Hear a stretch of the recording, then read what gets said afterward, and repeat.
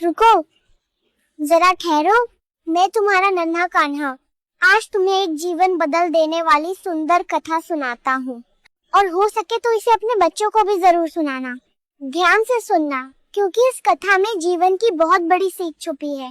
एक समय की बात है, चंद्रगुप्त मौर्य के दरबार में उनके महामंत्री थे चाणक्य। चाणक्य बहुत महान विद्वान थे। उनकी बुद्धि तेज थी। उनकी नीति से पूरा राज्य चलता था, लेकिन उनका रूप रंग बहुत साधारण था। एक दिन राज्यसभा में बैठे बैठे सम्राट चंद्रगुप्त मौर्य ने मजाक में कह दिया, महामंत्री जी, अगर आप इतने विद्वान होने के साथ साथ सुंदर भी होते तो कितना अच्छा होता। सभा में सन्नाटा छा गया।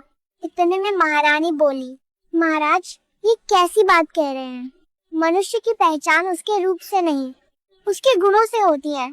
महाराज मुस्कुराए और बोले, यदि ऐसा है तो कोई उदाहरण देकर हमें समझाइए। तभी चाणक्य शांत स्वर में बोले, महाराज, उदाहरण तो बहुत है, यदि आप चाहें तो मैं अभी समझा सकता हूँ। महाराज ने कहा, ठीक है, बताओ। चाणक्य 2 गिलास पानी लेकर आए। एक गिलास सोने का था और दूसरा साधारण मिट्टी के घड़े का। उन्होंने महाराज से कहा, पहले दोनों गिलास का पानी पीजिए, फिर बताइए आपको कौन सा पानी अच्छा लगा। महाराज ने पहले सोने के गिलास का पानी पिया, फिर मिट्टी के घड़े का पानी। कुछ क्षण बाद चाणक्य ने पूछा, महाराज, बताइए कौन सा पानी अधिक अच्छा लगा। महाराज बोले, सोने का गिलास तो बहुत सुंदर था, लेकिन उससे मेरी प्यास नहीं बुझी, मगर मिट्टी के घड़े का पानी पीकर मन को ठंडक मिली, आनंद मिला और मेरी प्यास भी शांत हो गई। चाणक्य मुस्कुराए और बोले, बस महाराज, यही उत्तर है।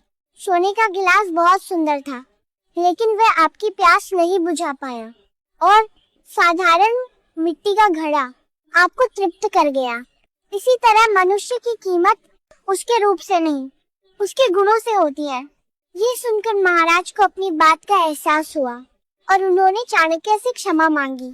चाणक्य बोले, महाराज, इसमें क्षमा की कोई बात नहीं।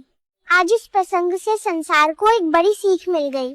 मेरे प्यारे भक्त, इसलिए याद रखना, सुंदरता आंखों को कुछ समय के लिए अच्छी लगती है, लेकिन गुण और चरित्र मन को हमेशा के लिए जीत लेते हैं। इसलिए किसी का सम्मान उसके रूप से नहीं, उसके गुणों से करना। अगर तुम्हें ये कथा अच्छी लगी तो मुझे जरूर बताना। तुम्हारा कान्हा हमेशा तुम्हें सही रास्ता दिखाएगा। राधे राधे।